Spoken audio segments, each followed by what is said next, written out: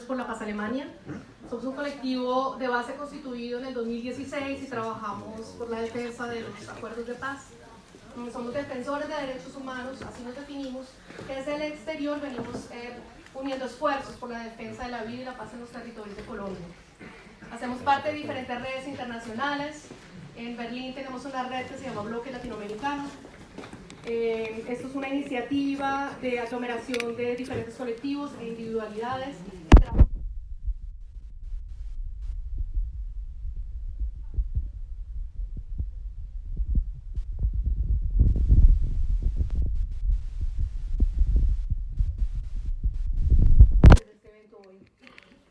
Queremos aprovechar también para agradecerle a la Fundación Rosa Luxemburgo, que nos ha facilitado la sala y otras cosas más, y a la Fundación Friedrich Ebert. Muchas gracias.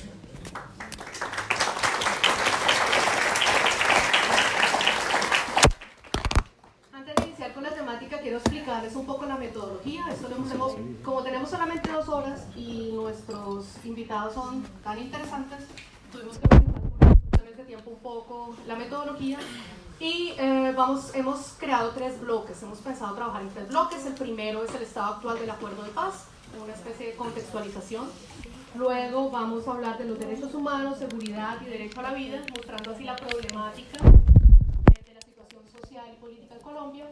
Y luego llegamos, para cerrar la ronda, a retos y perspectivas a futuro. ¿Qué retos tiene el acuerdo de paz? Hemos realizado unas preguntas, las cuales las voy a hacer yo, y esperamos que más o menos en un tiempo de 5 minutos sean respondidas, si es posible. Y tenemos también, si ustedes vieron en los asientos, hay unos papelitos, hay unos lápices.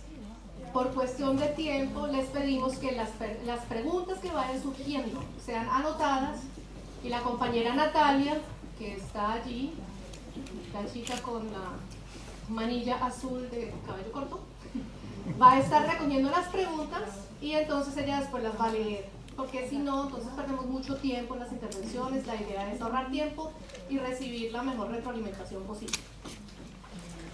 Bueno, entonces seguimos. Para empezar con la temática, nosotros hemos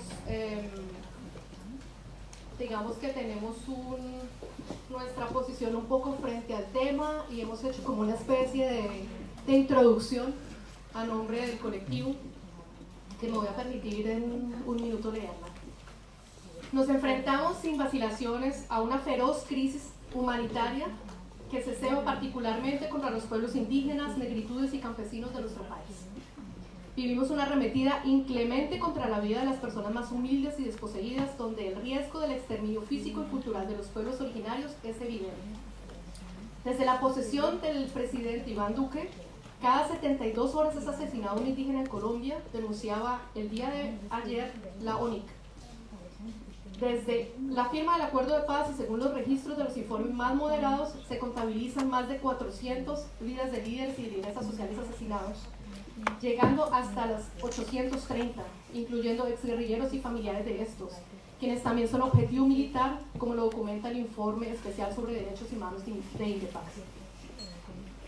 La desdicha se cierna sobre los contadores de prensa y las actualizaciones en las redes sociales que intentan informar esta tragedia, pues parece que las masacres y los asesinatos fueran ya pan de cada día.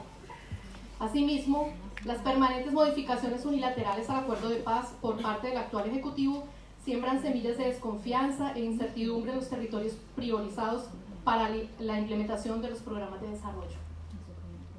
Y aunque los índices de confrontaciones bélicas se han reducido, en muchos territorios el conflicto no ha hecho más que recrudecer.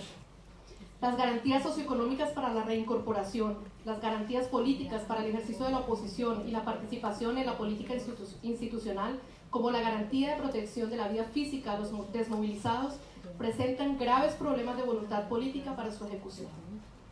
Igualmente, el Estado colombiano se ha mostrado incapaz de desplegar su institucionalidad en muchos territorios donde hay paramilitares, narcotraficantes y demás grupos armados al margen de la ley, que campan a sus anchas en sus políticas de control de territorio a través del terror y la muerte. De hecho, Asistimos a una reconfiguración de los narcoparamilitares, mientras que viejos conocidos guerrilleros y negociadores de La Habana se vuelven a alzar en armas, cobijándose en el incumplimiento del acuerdo para llamar a una Marquetalia 2. En suma, la espiral de violencia se intensifica. Falsos positivos, desplazamientos, reclutamiento forzoso, masacres, bombardeos, y como siempre los muertos de este conflicto los ponen los humildes y desposeídos. ¿Hacia dónde va la paz en Colombia? ¿Qué está pasando en los territorios? ¿Cómo frenar esta barbarie que azota nuestros territorios? ¿Qué hacer desde el exterior para proteger la vida de nuestros líderes y lideresas sociales? Son algunos de los interrogantes que nos embargan y que queremos abordar hoy aquí con todos ustedes y por supuesto con nuestros invitados. Empezamos entonces con la primera ronda de preguntas. Como lo nombré anteriormente, se trata del estado actual del acuerdo de paz en forma de contextualización. Empezamos con el senador Iván Cepeda. El Instituto Kroc recomendó hace unos días acelerar el ritmo de implementación del acuerdo de paz y asegurar que las principales medidas de ejecución en las regiones avancen en la protección y garantías de los derechos humanos, lo que incluye la protección y seguridad de los líderes sociales, las lideresas y los excombatientes. Con esta base nos preguntamos cuál es su lectura actual de la implementación del acuerdo en los territorios. Bueno, primero un gran saludo afectuoso y lleno de reconocimiento a mis compatriotas que viven en estos países y que trabajan todos los días porque Colombia sea un país mejor. Para nosotros es fundamental el trabajo que ustedes hacen en Europa y en general en el exterior por consolidar la paz. Vemos con satisfacción, con alegría que ese trabajo es cada vez más organizado. Cada vez vemos que en distintas partes del mundo surgen acciones coordinadas, como las que se tendrán el próximo 15 de noviembre, y creemos que ese es un buen signo. A mí me parece muy interesante el texto que acabas de leer, porque nos va a permitir seguramente tener una buena controversia, que es de lo que se trata. Creo que es necesario que podamos discutir, dialogar de una manera tranquila, constructiva, lo que nos está pasando en Colombia. Y digo que vamos a tener una controversia porque el texto me parece que no dice nada que yo no comparta, pero no dice también cosas que deberíamos escuchar. Yo les propongo que no hagamos el ejercicio bastante trillado de repetir qué es lo que no se ha cumplido del acuerdo de paz, porque lo sabemos bien. Sabemos que el punto número 1, dice el Kroc que solamente se ha cumplido en un 3%, que el punto 4 en el 2%. No creo que ese sea el ejercicio que debamos repetir esta noche. Más bien les propongo una reflexión sobre el significado del proceso de paz. Vamos, ¿qué implica esta lucha que estamos dando en Colombia? Que si fuera tan insignificante como algunos nos la presentan, no podría uno entender por qué nos ha costado tantos esfuerzos. ¿Y por qué llevamos 3 años para decir lo último que ha ocurrido? Porque en realidad son los años que también tuvimos que estar luchando este proceso en las conversaciones, con tanto fragor en esa batalla que hemos dado. Si fuera tan insignificante el acuerdo de paz, si tuviera tan pocos alcances, ¿cómo se explica uno esa reacción virulenta de los sectores de extrema derecha por combatirlo? Y tal vez la respuesta es que ese proceso y ese acuerdo de paz sí tienen una gran carga y un gran potencial transformador. Porque si hacemos el ejercicio de pensar, para no ir más atrás, cuál ha sido nuestra lucha desde el año 2002, si me extralimito en el tiempo me dices, hasta este momento, realmente lo que nos hemos estado peleando en Colombia es abrir un espacio democrático que haga realidad la Constitución de 1991 en sus mejores pasajes y que abra la posibilidad de una transformación importante en el país. Y hemos logrado con éxito, porque es bueno recordar las victorias y los avances y no solamente los problemas y qué es lo que va mal. Yo diría que hemos logrado con éxito ponerle una barrera de contención al peor proyecto autoritario y al peor proyecto absolutamente negativo de la construcción de la paz y de la solución de los problemas del país. Me refiero a que venimos logrando desde ese año frenar eso que se llamó genéricamente la parapolítica, o también la idea de una política de seguridad que ha traído los peores crímenes, como son los falsos positivos. Esa conjunción de fuerzas que se ha enfrentado a ese proyecto, que es la misma alianza que hoy estamos consolidando en el Defendamos la Paz, en la cual se encuentra gente distinta.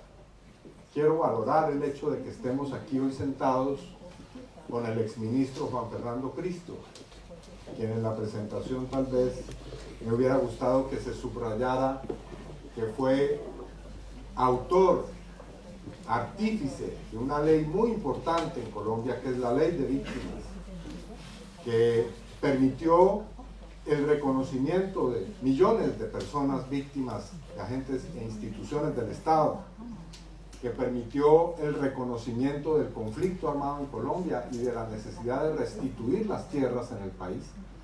Bueno, para mí es realmente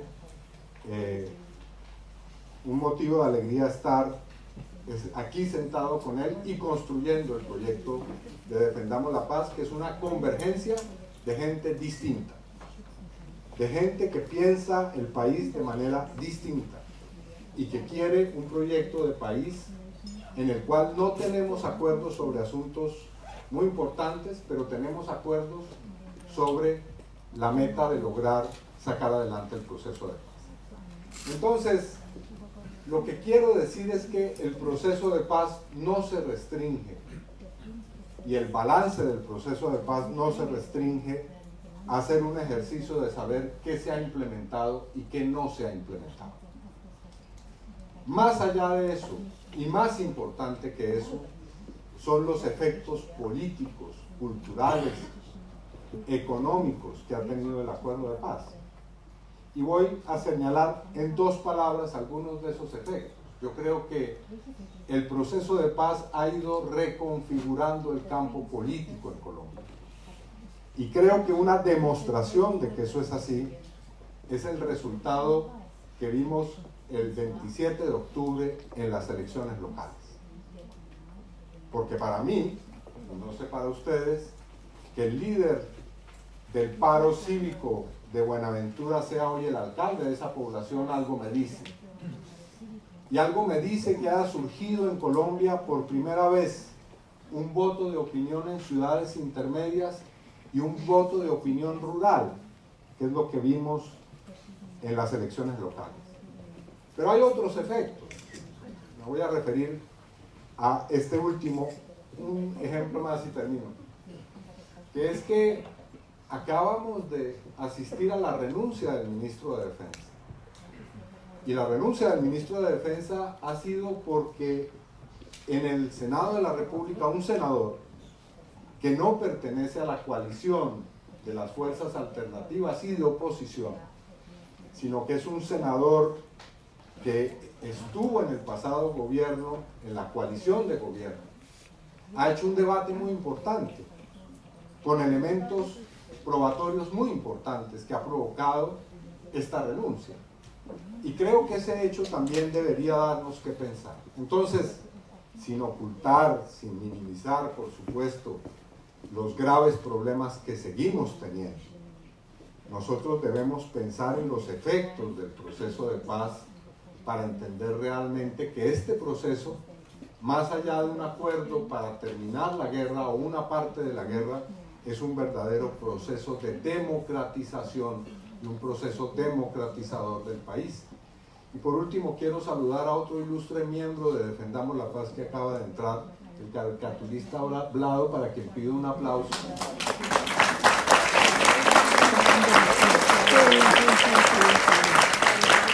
Y que también hace parte de esa convergencia plural de la que estoy hablando.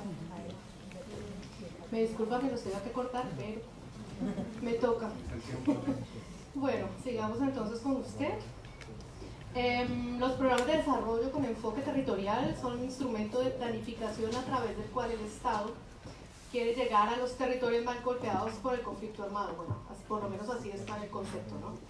Los proyectos que se ejecutarán o se vienen ejecutando y su priorización son definidos colegialmente entre administraciones locales y las comunidades. Una de las principales apuestas que se dieron con este concepto debe incluir la construcción de la paz, entendida esta como un proceso que busca superar el uso de la violencia como medio para resolver los conflictos, impulsando el diálogo y las alternativas de desarrollo económico y social sostenibles. Eso está por lo menos en la teoría. Ahora, ¿usted qué cree que está haciendo ahora el gobierno de Iván Duque al respecto?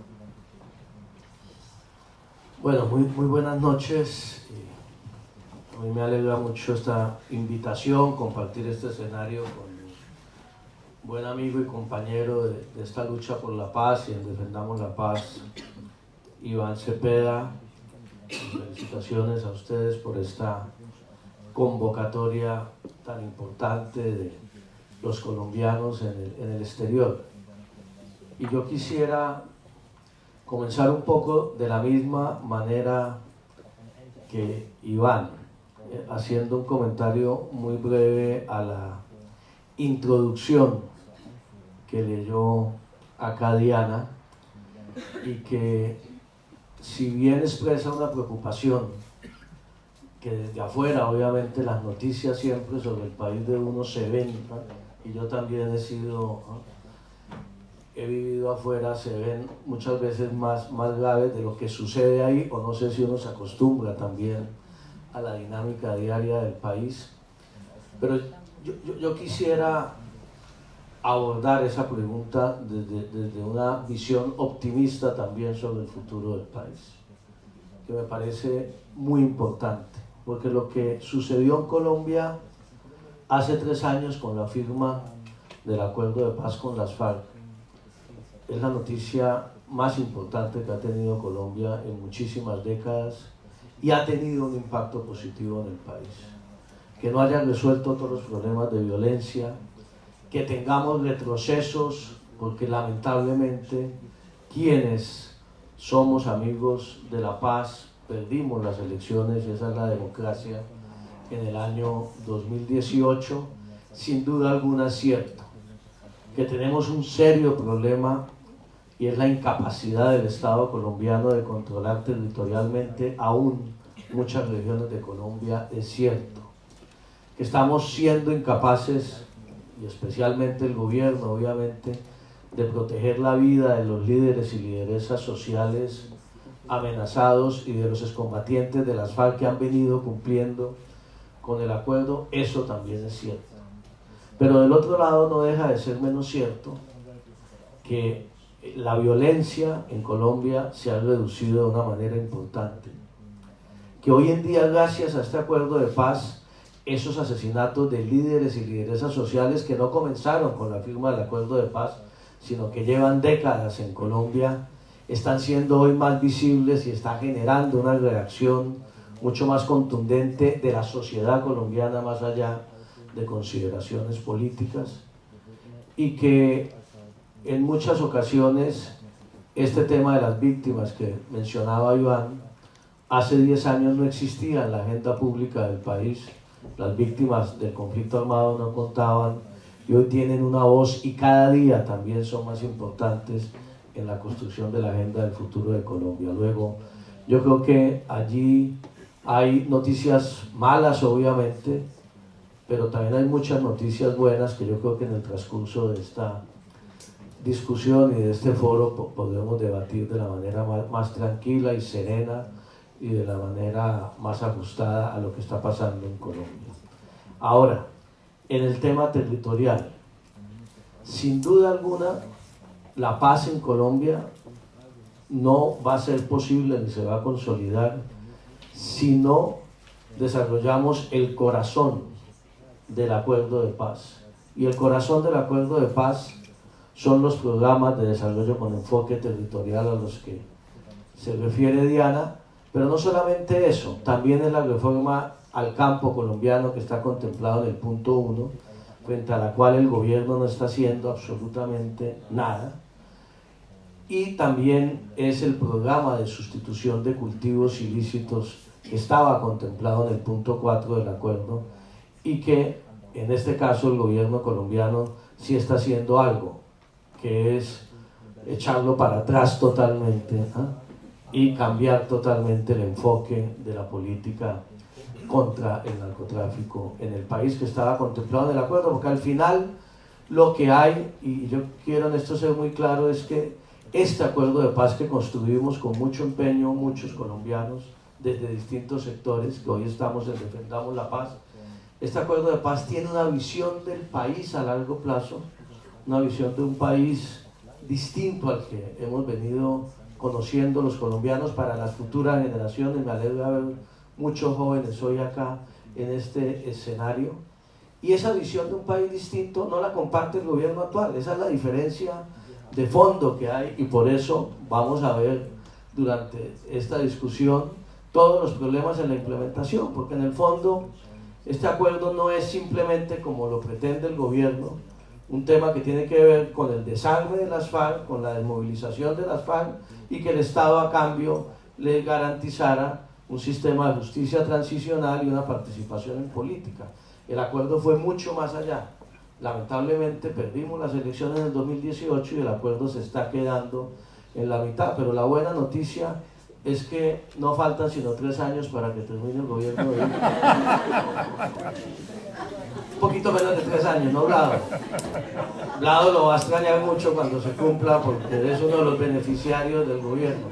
Y no faltan sino un poquito menos de 3 años, y a veces Iván se ríe cuando yo le digo con exceso de pragmatismo y cero idealismo e ideología, que aquí lo que hay que hacer hasta el año 2022 es resistir, resistir y resistir, y el acuerdo está contemplado hasta el año 2030.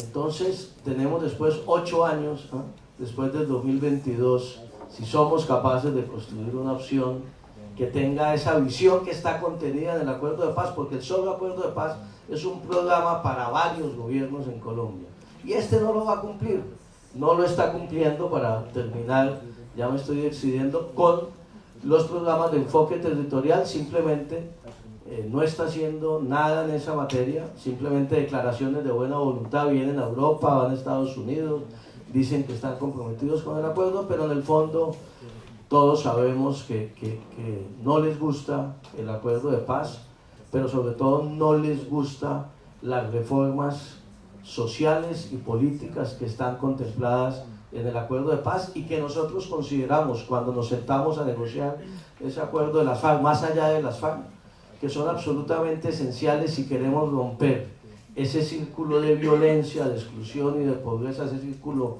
vicioso que tenemos en Colombia desde hace décadas. Necesitamos hacer esas reformas, si no vamos a seguir en ese mismo ciclo. Muchas gracias. Vamos a seguir con el video de Victoria Sandino, pero antes les voy a leer un par de datos, dimos datos sobre nuestros invitados aquí, así que vamos a dar un par de datos. Victoria Sandino es más su nombre es Judith Simanca Herrera, es conocida como Victoria Sandino, es política y fue comandante de las Fuerzas Armadas Revolucionarias de Colombia hasta su disolución en el 2017. En 2013 se incorporó a la delegación de la FARC en La Habana durante los diálogos de paz con el gobierno de Juan Manuel Santos y fue la única mujer portavoz en el proceso de paz. Es integrante desde agosto del 2017 de la Dirección Nacional de la Fuerza Alternativa Revolucionaria del Común. Forma parte de la Comisión de Implementación de los Acuerdos de Paz. Se destaca en su lucha por llevar el tema de la igualdad de género en los acuerdos al frente de la Subcomisión de Género. El 1 de diciembre del 2017 se acogió a la Justicia Especial para la Paz y de esta manera le fue permitido tomar su curul en el Senado por el Partido de la Rosa. A Victoria Sandino le preguntamos cuál es la radiografía socioeconómica actual de los espacios territoriales de capacitación y reincorporación. Vamos a ver qué nos respondió.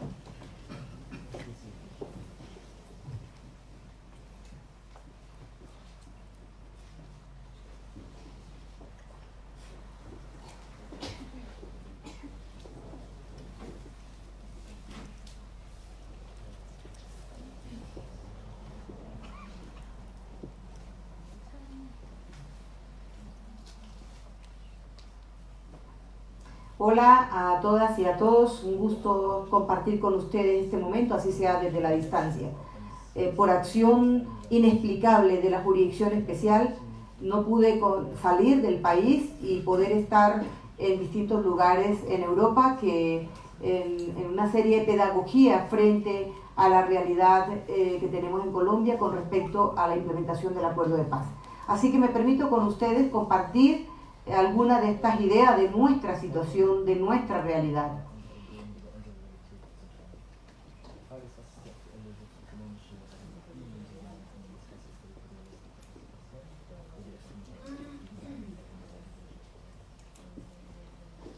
Con respecto a la radiografía socioeconómica de los espacios territoriales de reincorporación, hay que decir que nuestros compañeros y compañeras permanecen en los espacios de manera heroica, resistiendo, promoviendo el proceso de reincorporación, apostándole a la paz, luchando por esas transformaciones que tanto anhelamos.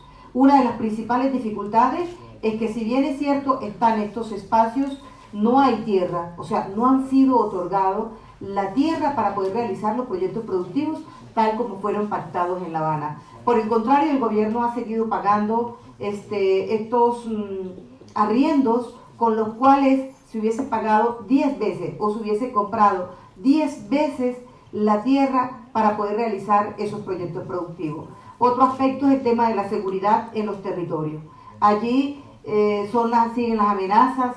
De hecho, por ejemplo, son 170 de nuestros compañeros asesinados.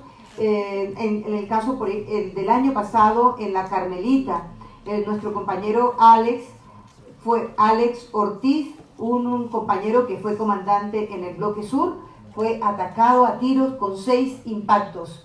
Afortunadamente no perdió la vida, pero otro hecho, ese sí le costó la vida a nuestro compañero hace menos de un mes en Mesetas, a nuestro compañero Rodolfo Fierro, también comandante, luchador del Oriental, en el otrora bloque oriental, pues que esta vez estando en su vivienda, comprometido con el acuerdo, trabajando en un proyecto que nos ha apoyado la cooperación internacional, en un proyecto Ambientes para la Paz, un proyecto ambientalista de recuperación del territorio. Pues esta vez ha sido asesinado nuestro compañero en el espacio, dentro del espacio territorial.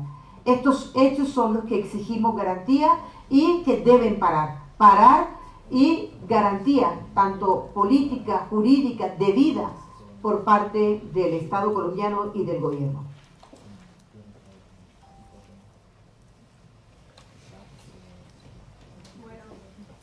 ¿Aló? Ahora sí. Yo creo que la senadora Victoria Sandino nos dio un empuje para empezar a hablar de la problemática, aunque estemos hoy con ganas de hablar de las cosas positivas del acuerdo de paz. Pero en la siguiente ronda lo hacemos. Vamos a empezar un poquito a hablar de la problemática, y en este sentido me gustaría que el senador Iván Cepeda nos cuente desde su opinión a qué se debe el ataque frontal que están viviendo las comunidades, el movimiento social, los líderes y las lideresas, la Guardia Indígena, ¿Es esta una estrategia para acabar con el tejido social en Colombia? Bueno, no se trata de hacer, por supuesto, un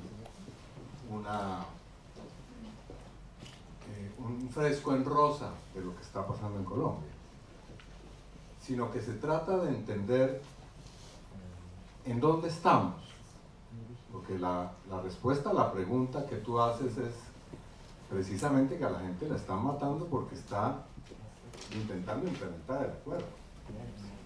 Es decir, a quienes están asesinando son a personas que tienen un lugar estratégico en ese proceso de paz, por supuesto.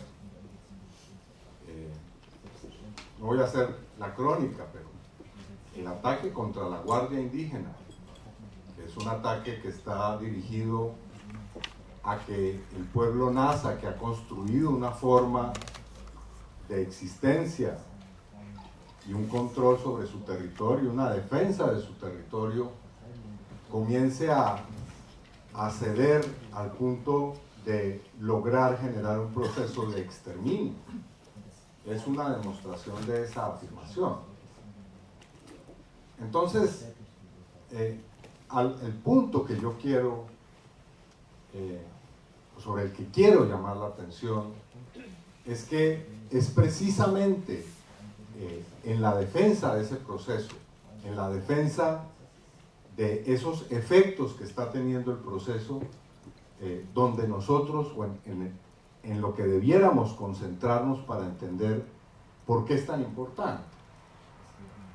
Realmente lo que nosotros estamos enfrentando en Colombia es un enfrentamiento universal que se está viviendo también aquí en Alemania.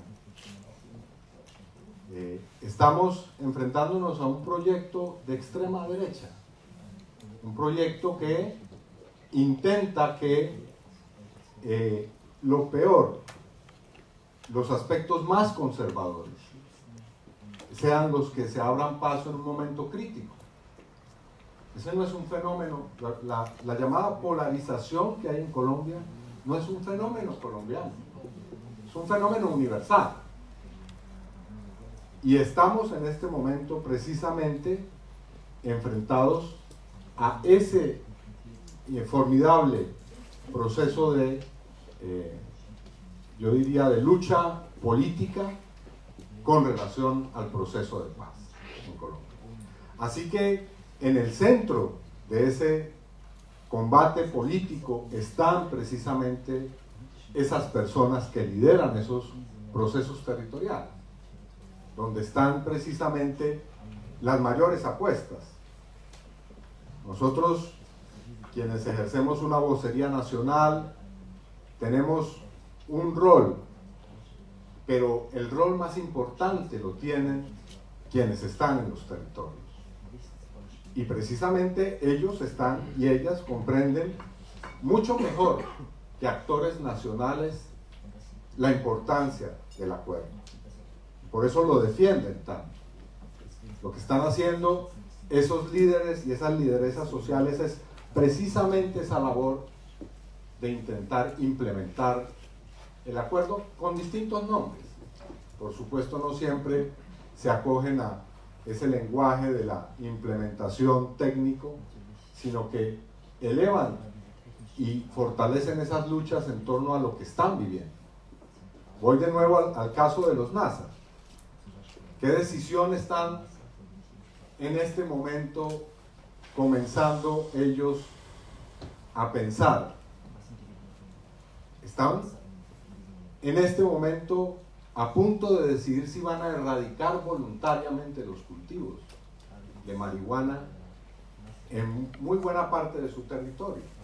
Esa es una decisión que tiene un valor, una valentía inmensa, y que debiéramos nosotros respaldar, acompañar de la manera más decidida, porque esas son las luchas que se están dando. Entonces, repito, no se trata de decir que las cosas van bien, no se trata de eso. Se trata de entender dónde están hoy los conflictos esenciales. Y a mi modo de ver, el conflicto esencial que hay hoy en el país es la defensa del acuerdo de paz y de su implementación. A la gente no la están matando en los territorios por otras razones. No creo en que esta sea simplemente una cuestión de economías ilegales, ¿no? Aquí hay enfrentamientos políticos de fondo, y es precisamente el valor de ese acuerdo, es precisamente el carácter democrático que tiene ese acuerdo, lo que precisamente está en el centro de esa lucha política. Y ese es el problema.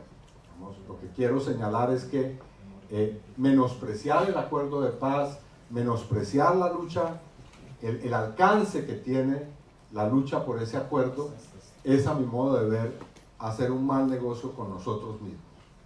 Es retroceder con relación a lo que está en juego hoy en el país. Una de las, toma el micrófono, por favor. Una de los problemas que vemos más graves en cuanto a estos ataques a los líderes, lideresas sociales y comunitarios, es la implicación de la fuerza pública. Esto ha creado obviamente desconfianza y rechazo hacia estas por parte de la sociedad civil. ¿Considera usted que podemos pasar de la guerra a la paz sin hacer una depuración de las Fuerzas Armadas? ¿Cómo se podría recuperar de nuevo la confianza en las fuerzas públicas? Ay, usted me pone otra vez en contradicción y a ser de abogado del diablo. Estoy en este viaje. Iván me ha visto desde ayer. No creo que siempre soy tan optimista. Yo creo que la salida de Colombia me da una visión un poquito más. Cuando estoy en Colombia soy un poco más pesimista, pero mire, y a mí me parece muy importante que todo lo pongamos en sus justas dimensiones. Las fuerzas militares de Colombia tienen que mejorar, tienen que avanzar, sin lugar a dudas. Pero las fuerzas militares de Colombia hoy no son las fuerzas militares de hace 25 años. Las fuerzas militares de Colombia hoy son unas fuerzas militares mucho más profesionales, mucho más respetuosas de los derechos humanos, y no hay una política de Estado, y espero que no se construya durante este tiempo, que es un riesgo, pero no hay una política de Estado dedicada a atacar a los indígenas y atacar a los afros y atacar a esto. Que hay omisiones, que hay comandantes en ciertas regiones de Colombia que no tanto incluso, y ahí tengo una diferencia con Iván, muchas veces no tanto por razones ideológicas, sino por razones económicas, se vuelven cómplices de las mafias de la minería ilegal, de las mafias del narcotráfico, es cierto, y allí hay que hacer una depuración. Pero este acuerdo de paz que tenemos hoy y por el cual hay que seguir luchando hacia el futuro, es un acuerdo de paz que fue posible además gracias a que el presidente Santos tomó una decisión que no se había tomado en Colombia en los últimos 30 años en los distintos intentos de acuerdo de paz con las FARC, y fue la de vincular a las fuerzas militares al propio proceso de negociación. Si no, no estaríamos viviendo el acuerdo de paz hoy, porque para nadie es un secreto que históricamente las fuerzas militares siempre se opusieron, algunas veces abiertamente, otras veces soterradamente, a la posibilidad de una negociación política con las FARC. Y se avanzó, y tuvimos unas fuerzas militares con un comandante de las fuerzas militares hasta hace un año y pico, que fue el general Mejía, que lamentablemente fue relevado por el actual gobierno, que estaba y seguía haciendo un gran esfuerzo. Yo no puedo decir lo que ha pasado estos 15 meses y seguramente se ha retrocedido, pero hay que seguir como sociedad civil denunciando las violaciones de derechos humanos, seguir exigiendo de la fuerza pública mayor profesionalismo, mayor respeto a los derechos humanos. Lo que acaba de pasar en el Caquetá es absolutamente intolerable, es inaceptable. Volvimos a una época de los bombardeos que también hace mucho tiempo no vivíamos. Entonces digamos que allí hay blancos y negros, sin lugar a dudas, y lo que tenemos que hacer nosotros es apoyar muchos elementos de las fuerzas militares en Colombia que se jugaron por el acuerdo de paz, que siguen jugados por el acuerdo de paz, pero que en estos momentos se ven incluso asediados, amenazados en sus carreras militares, en esa división interna que lamentablemente se ha generado en las fuerzas militares por cuenta del Centro Democrático de calificar a las fuerzas militares de amigas o contradictoras de acuerdo a la posición que tuvieron sus elementos en el acuerdo de paz. Allí yo creo que lo que necesitamos es, para controlar esos asesinatos de líderes sociales, claro, seguir presionando esa profesionalización y ese respeto a los derechos humanos, pero sobre todo hemos insistido mucho presionar la implementación del acuerdo de paz.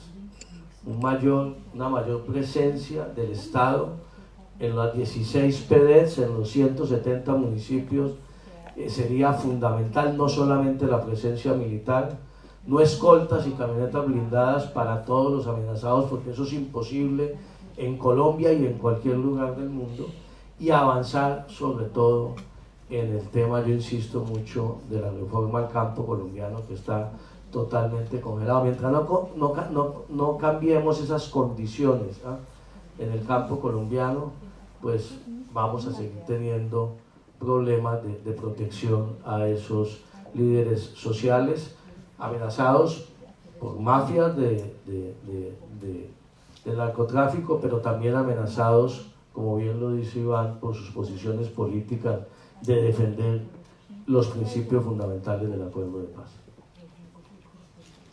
Vamos entonces con el siguiente video de Victoria Sandino. Allá le preguntamos cómo va la tarea parlamentaria del Partido de la Rosa en el Senado.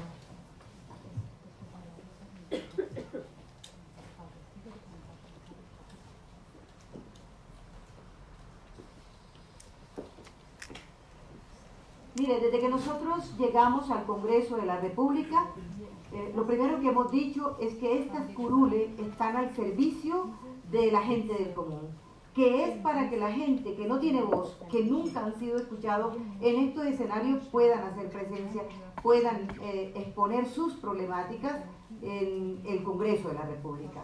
Allí hemos hecho una estrategia, digamos, en tres dimensiones. Una, que es a través del control político. Esto significa que estamos haciendo control a los presupuestos, control a los compromisos que el Estado tiene con los territorios de garantía de derechos ciudadanos con esas comunidades alejadas, apartadas, con las víctimas, con la implementación del acuerdo de paz. Segundo, es lo que está relacionado con las audiencias públicas. En estas audiencias públicas, las comunidades ponen de manifiesto sus problemáticas, sus exigencias.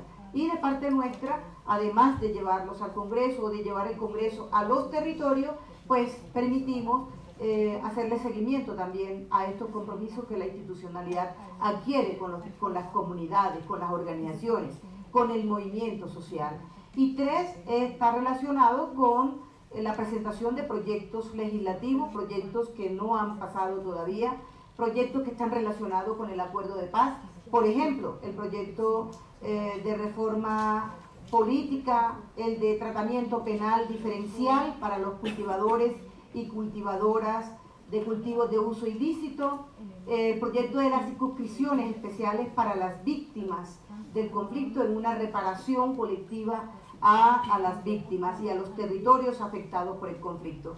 Igualmente estamos haciendo parte de la bancada de oposición que ha venido haciendo debates, que viene haciendo control político, que acabamos de hacer la moción de censura con el ministro de Defensa, Guillermo Botero, a raíz de la sistemática violación de los derechos humanos, del derecho también internacional, a través de ordenar el asesinato, el bombardeo a un sitio donde las fuerzas militares tenían conocimiento que se encontraban niños y niñas en ese sitio, y aún así ordenaron el bombardeo y resultaron muertos 5 de estos niños.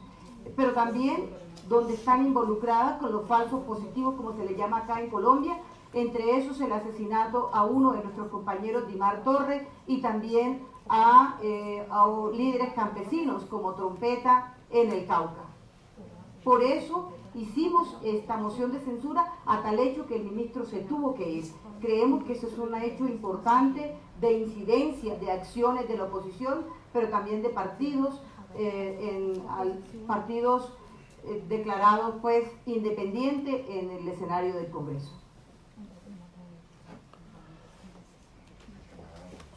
Bueno, con esta pregunta cerramos la segunda ronda. Les recordamos que la compañera Natalia está recogiendo las preguntas que quieran hacer después, porque esta es la última ronda donde vamos a recoger un poco ya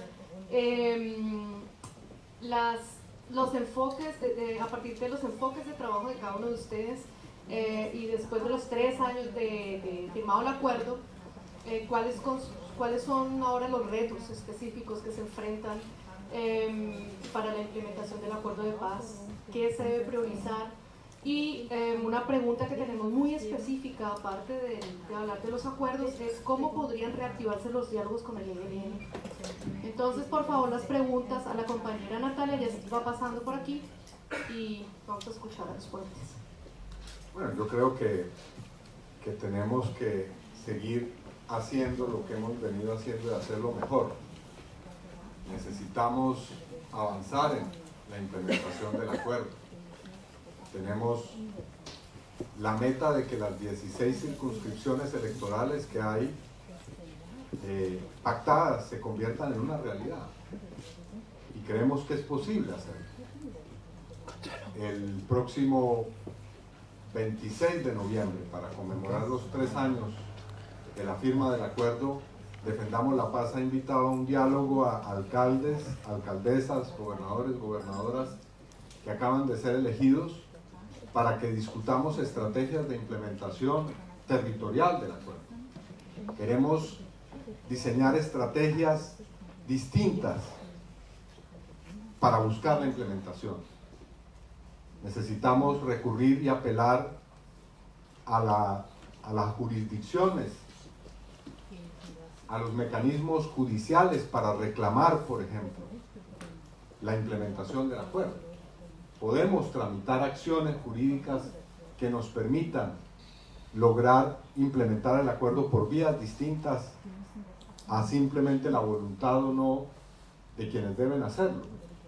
Queremos explorar la posibilidad de que la movilización social sea también en torno a la exigencia de la implementación. El próximo paro que se anuncia el 21 de noviembre también está convocado para que se haga realidad la implementación del acuerdo. Pero más allá de eso, el único gobierno que puede implementar realmente el acuerdo es nuestro gobierno. Nosotros necesitamos que en el año 2022 surja una poderosa coalición política que haga realidad la implementación del acuerdo de paz y que vaya más allá de eso, que pueda garantizar un proyecto de reapertura, de diálogo y sobre todo de acuerdo también con el Ejército de Liberación Nacional. Ahora, no vamos a esperar hasta ese entonces, por supuesto que seguimos presionando para que ese diálogo se reinicie y que parta no de cero, es decir, nosotros en eso queremos no echar a perder y no desperdiciar lo que se logró ya. El diálogo con el ELN avanzó a tener una agenda y a desarrollar cierto tipo de acuerdos. Eso no se puede echar a la basura. Nosotros reclamamos del ELN y reclamamos del gobierno que esos primeros acuerdos sean retomados y que se parta en un nuevo diálogo de ese avance que había. Pero incluso más allá de eso, tenemos que pensar en un proyecto de paz que no incluya solamente al ELN, sino que también debe contemplar salidas, obviamente de orden distinto, porque no se trata de un diálogo político, pero para todos los factores de la violencia. Es necesario que eso que llamamos hoy disidencias tengan también una salida en un escenario de paz, y que también se diseñe una salida de sometimiento a la justicia para esos grupos que siguen hoy atados al narcotráfico. Necesitamos un proyecto de paz total en Colombia, que pueda de una vez por todas, de manera simultánea y global, ponerle punto final a todas y cada una de las expresiones violentas. Pero repito, para lograr eso, esto sí hablo de una manera claramente política, necesitamos consolidar una poderosa coalición que incluya muchas fuerzas diversas y que no repita el error que se cometió en el 2018 de dividir esas fuerzas para lograr el propósito de tener un gobierno auténticamente progresista en Colombia, que dé garantías de la implementación del acuerdo. Porque es cierto lo que dice Juan Fernando. Bueno, ¿qué nos sorprende que no esté implementando Duque el acuerdo si no está él precisamente de acuerdo con el acuerdo? Digamos, no soñemos en cosas que no son. Nosotros tenemos que contar con el hecho de que hay un gobierno que está en una posición contraria al proceso de paz y al acuerdo. Y por eso tenemos que ganar en el terreno de la lucha política la implementación integral, territorial, plena del acuerdo de paz. La misma pregunta. Mire, el gran desafío ya lo logramos, el gran reto, y sigo dejando mensajes positivos, y fue no permitir que destrozaran el acuerdo de paz. Es que el gobierno no acabó con el acuerdo de paz no porque no haya querido, sino porque no ha podido o no pudo. Yo soy más optimista todavía, yo creo que ya este acuerdo de paz es irreversible. Otra cosa es que lo metan en el cajón, y entonces tiene que llegar un nuevo gobierno para sacarlo del cajón, ponerlo otra vez sobre la mesa y avanzar de una manera eficaz en la implementación del acuerdo de paz.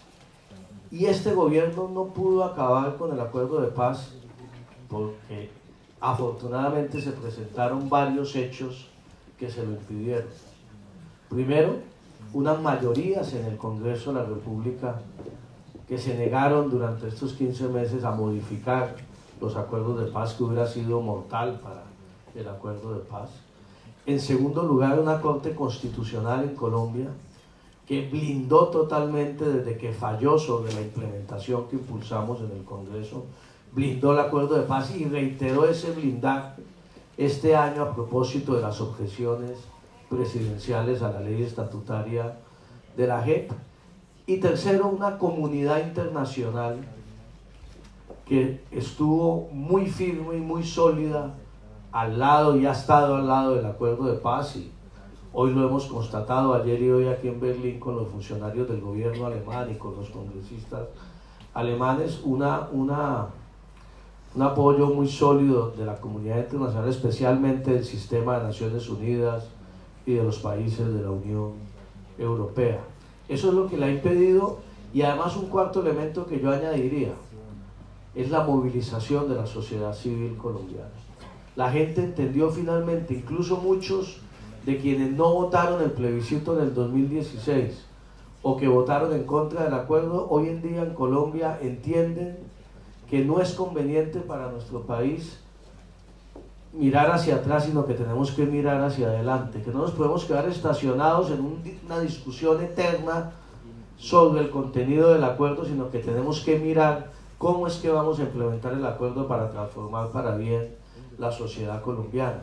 Y eso yo creo que ha sido fundamental y se logró. Ahora bien, ustedes dirán, entonces lo que no podemos hacer es quedarnos esperando 3 años, es una manera de caricaturizar que yo utilizo, y obviamente hay que seguir presionando la implementación del acuerdo. ¿Cuáles son los grandes desafíos hoy? Primero que todo, estoy de acuerdo con Iván, construir una poderosa y gran coalición, mirando para garantizar que entre el año 2022 y 2030 esa visión de país que tiene el acuerdo de paz se pueda hacer realidad. Y mientras tanto, segundo y tercero, el tema de la paz territorial, el tema de los programas de enfoque territorial. Hay un tema en el cual, más allá de ideologías y más allá de la posición del gobierno actual, ellos políticamente pueden estar interesados en implementarlo. Y nosotros, los amigos del Acuerdo de Paz, tenemos que acompañarlos y tenemos que respaldarlos en eso, porque es por el bien de esas comunidades y de esos territorios. Ellos han venido diciendo: nos interesa desarrollar los PEDETs, tenemos interés en implementar los PEDETs. Hace 8 días mandaron los 16 ministros del gabinete a cada uno a un territorio distinto a reiterar ese compromiso. Pues tenemos que actuar coordinadamente y queremos hacerlo desde Defendamos la Paz, y se le ha planteado al gobierno como sociedad civil, más allá de los partidos, miremos cómo podemos trabajar conjuntamente para que lo que está contemplado en esos programas, es que eso no es ni siquiera lo que acordamos gobierno y FARC, eso ya es fruto de la participación ciudadana de más de 200.000 colombianos en esos 170 municipios del país. Están elaborados los planes, están elaboradas las prioridades de las vías terciarias, de las escuelas, de los puestos de salud, de los proyectos productivos, y yo creo que en estos 3 años podríamos, más allá de las diferencias con el gobierno, avanzar en esa implementación territorial. Es el propósito fundamental. Y dentro de esa implementación territorial, un tema muy importante que mencionó Iván y que había mencionado Victoria en el video, que es fundamental también en esa implementación territorial. Una de las figuras más audaces de reparación colectiva a las víctimas en Colombia fue la que se contempló en el acuerdo con las circunscripciones transitorias de paz, con 16 curules que tienen que elegir los habitantes de esos 170 municipios de Colombia, agrupadas en 16 circunscripciones distintas. ¿Para qué? Para que por primera vez en la historia de este país, las víctimas de esos 170 municipios que nunca han podido participar en política, o que cuando participaron lo hicieron con el fusil en la nuca de cualquiera de los grupos violentos, en esta oportunidad puedan participar, puedan elegir sus voceros, y esos voceros en la Cámara puedan hacerles seguimiento precisamente a la ejecución de esos planes de desarrollo con enfoque territorial. Estamos muy cerca de lograrlo. Estamos entablando acciones jurídicas en distintos niveles, en la Corte Constitucional, en el Consejo de Estado, y yo creo que pronto tendremos buenas noticias en esa materia, y eso es uno de los grandes desafíos que tenemos por delante, como Defendamos la Paz, que yo creo que lo vamos a lograr, y presionar, insisto, al gobierno. Yo creo que el gobierno, y hay que decirlo con franqueza, vuelvo, insisto, con crudeza, pretender que el gobierno sea amigo de la sustitución voluntaria y social de cultivos, eso es una utopía. No han fumigado porque todavía no han podido. Vamos a ver qué pasa cuando comiencen a fumigar. Pretender que haga una reforma al campo, un gobierno que tiene una visión totalmente feudal del campo colombiano, empezando por su jefe político, pues tampoco es realista. Su verdadero jefe político. Todo el mundo sabe cuando se habla del jefe político cuál es. Pretender que el gobierno avance en una reforma política para profundizar democracia, mayor participación ciudadana, tampoco. Pero sí podemos trabajar en unos temas, y es lo que le hemos venido planteando al gobierno constructivamente y pensando en Colombia. Primero, el desarrollo de los PEDETs. Segundo, la protección de las líderes y lideresas sociales. Y tercero, la reincorporación efectiva y eficaz y con garantías de seguridad de los integrantes de la FARC. Eso es una visión recortada, minimalista del acuerdo. Estamos totalmente de acuerdo, pero yo creo que es a lo máximo que podemos aspirar en estos 3 años con un gobierno que para nadie es un secreto, pues no le gusta el acuerdo de paz y fue elegido sobre la base de que iba a acabar este acuerdo de paz. El primer triunfo es que no lo pudieron acabar. Miremos siempre ese famoso símil de el vaso medio lleno o el vaso medio vacío. Yo prefiero verlo medio lleno porque todo hubiera podido ser peor y en Colombia siempre es muy posible, miren ahora lo que acaba de pasar con la designación Blado del ministro de Defensa, siempre es muy posible que la ley de Murphy aplique, es decir, que todo es susceptible de empeorar. Muchas gracias. Bueno, ahora vamos a ver qué nos dice Victoria Sandino al respecto.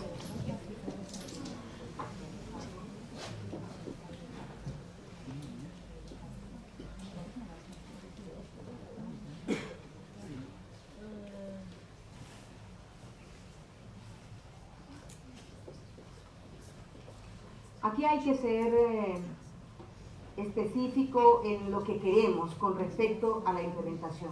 Nosotros no renunciamos y el mayor reto que hay a nivel de la implementación es la implementación integral del acuerdo. No se trata de renegociar el acuerdo, no se trata de que se cumpla un aspecto y otros no. Tiene que ser de manera integral para poder sentar esas bases, tal como lo dijimos en La Habana, en todo el proceso de negociación, para sentar las bases de resolver el conflicto social y armado que vive nuestro país. Y en esa medida insistimos en que esa implementación tiene que ser integral. No obstante a ello, las primeras cosas que hablamos como un plan de choque, como de urgencia inmediata, está relacionada a la reforma rural integral.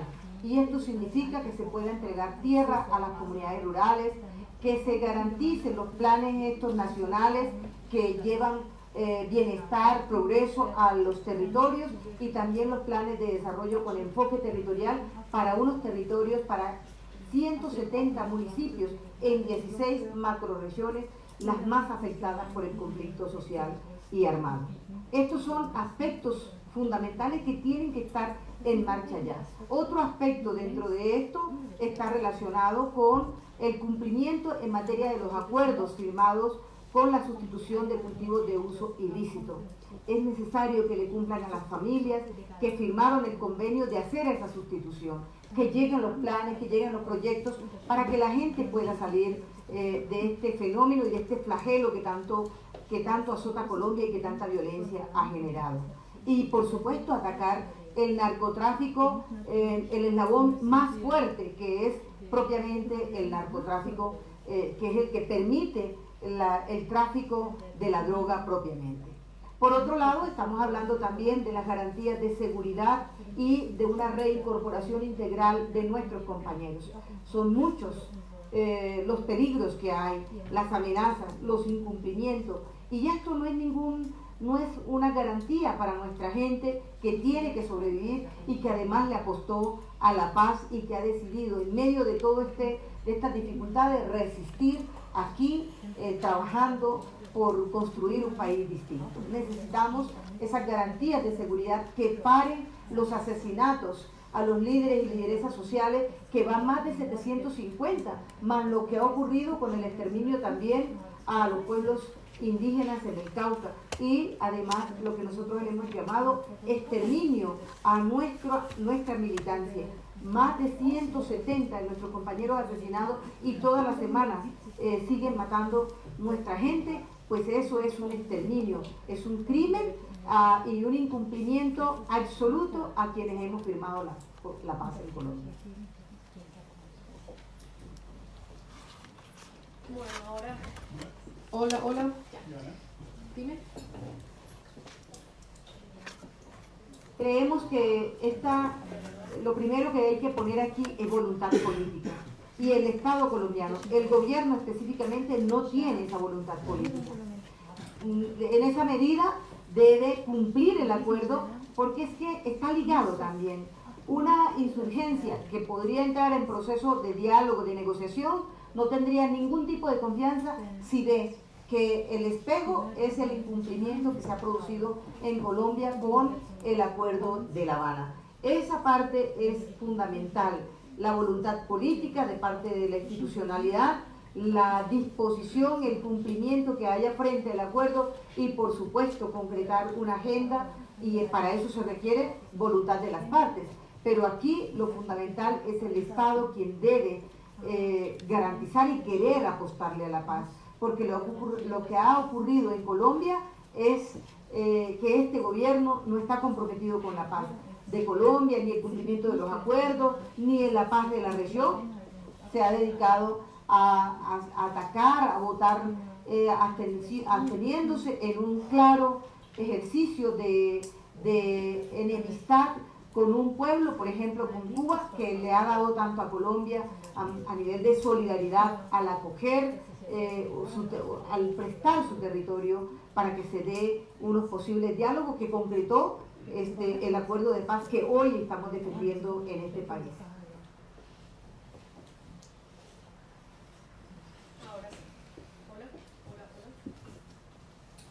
Hola. Ahora sí seguimos. Le voy a dar la palabra a mi compañera Natalia, que recogió las preguntas. Aquí ya tengo unas preguntas acá. Si alguien más tiene, por favor, alcen la mano. Jason me ayuda a recogerlas. Ya Jason pasa. Pero primero pues les voy a leer un par de preguntas, ¿no? No todas a la vez.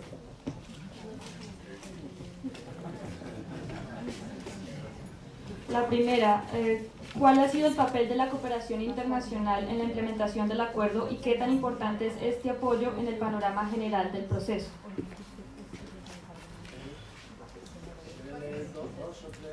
Sí. Perdón. ¿Qué se espera del nuevo ministro de Defensa, Carlos Holmes?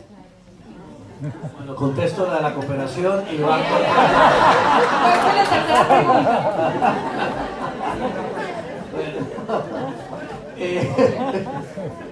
Tercera. Mire, Tercera. hoy tercera, bueno. Tercera, listo. A ver quién la coge. Ya tres. Va anotando, ¿no?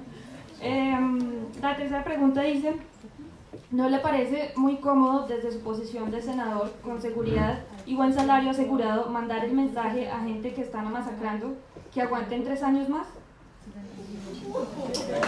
Bueno, muy bien. Eso es para los dos. La primera, la cooperación internacional, creo que ya lo mencioné en la intervención. Hay que verla no solamente desde el punto de vista de la cooperación para proyectos productivos, de la cooperación para la financiación, por ejemplo, de programas de la Comisión de la Verdad de la JEP, sino también el respaldo político de la comunidad internacional al acuerdo de paz.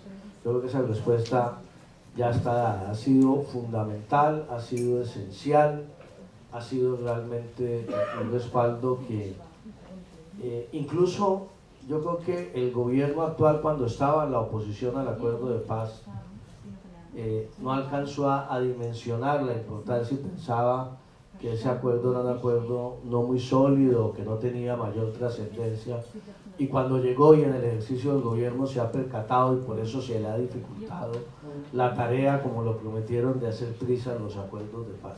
Luego, para no alargarme mucho, la respuesta es un respaldo fundamental que se mantiene todavía a pesar de que la relación del actual gobierno con la comunidad internacional no tiene la fluidez, ni la confianza, ni la alineación de intereses con respecto a la paz que se tenía con el gobierno anterior.